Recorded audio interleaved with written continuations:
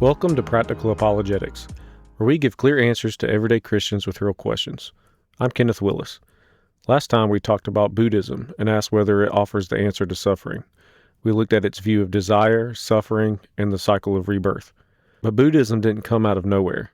It came out of a world already shaped by Hindu thought. So today we're going further upstream. We're asking, does Hinduism lead to truth?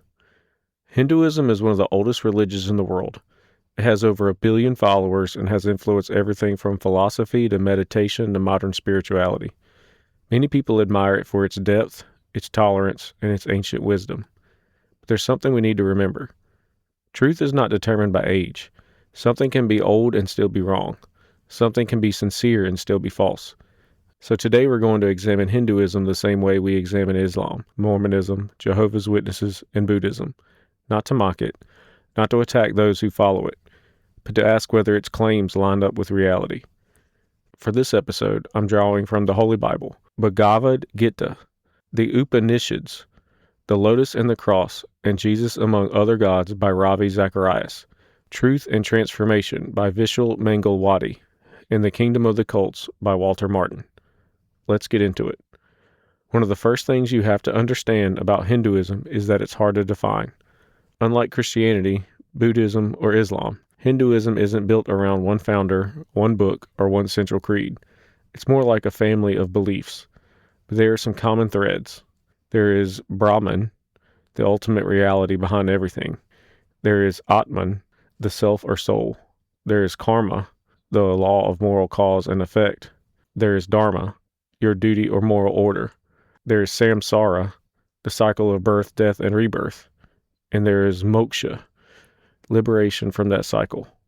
That's the basic framework. And immediately we hit our first major question. What is ultimate reality? In Hindu thought, Brahman is often understood as the ultimate reality behind all things. In many schools of Hinduism, Brahman is impersonal, not a person, not a being who speaks or loves or judges, but the essence of everything. And yet Hinduism also includes many gods: Vishnu, Shiva, Krishna, Lakshmi, and others. Some Hindus see these as real distinct gods. Others see them as manifestations of Brahman. But Christianity starts somewhere very different.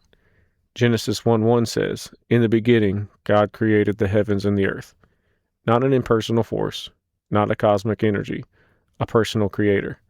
And Isaiah 45:5 says, "I am the Lord, and there is no other. Besides me, there is no God." That matters. Because if ultimate reality is impersonal, where do personhood, love, justice, and morality come from? How can an impersonal source create personal beings? Christianity says those things exist because they reflect the nature of a personal God. Hinduism says ultimate reality may be beyond personality. That's not a small difference. Then we have the question of humanity. What's wrong with us? In Christianity, the answer is sin. Romans 3:23 says, "For all have sinned and fall short of the glory of God." That's the problem. Not ignorance, not simply being disconnected from ourselves. Sin. We have rebelled against a holy God. But in Hinduism, the problem is often ignorance, not knowing who you really are, not realizing your Atman is connected to the Brahman. And this is important, because your diagnosis determines your solution. If the problem is ignorance, then you need enlightenment. If the problem is sin, you need forgiveness. Those are not the same thing. This brings us to karma. And this is where I want to be careful, because we talked about karma some in the Buddhism episode. But here in Hinduism, karma plays a different role. In Buddhism, karma is tied heavily to suffering. In Hinduism, karma is tied to justice. It's a moral law of the universe. What you do comes back to you. Good actions produce good consequences. Bad actions produce bad consequences.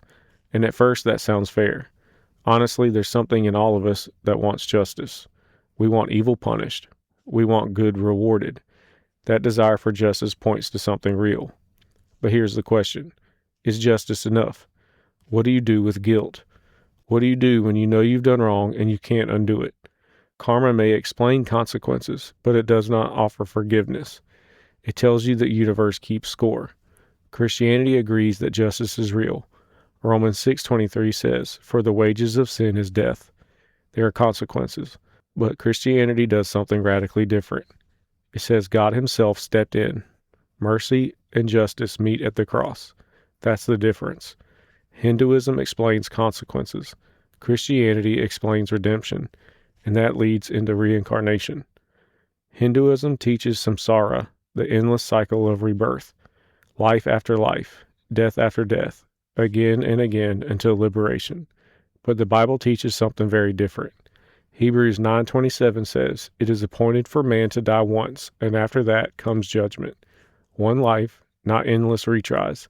And think about what that means. If life is cyclical, then history is repetitive. But if Christianity is true, history is going somewhere.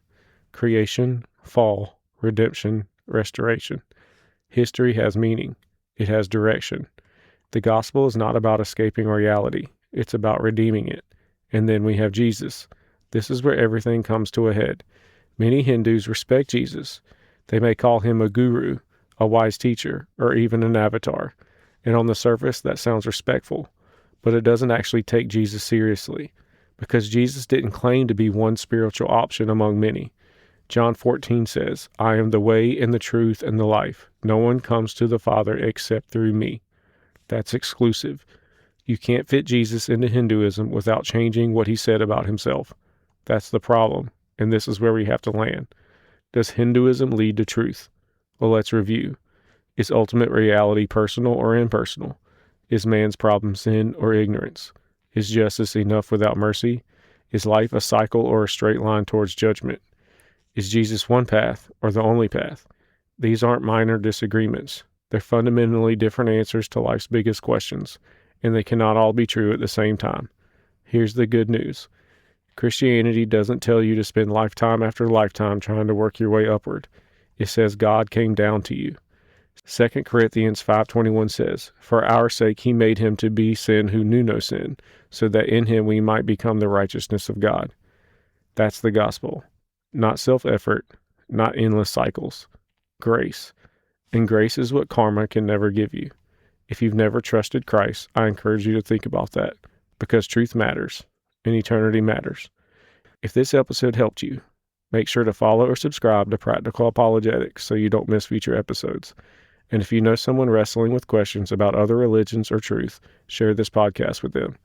You can also check out our previous episodes on the reliability of the Bible, the evidence for the resurrection, and more to keep building a solid foundation for your faith. Remember, faith isn't believing without evidence. It's trusting where the evidence leads. Join me next time on Practical Apologetics.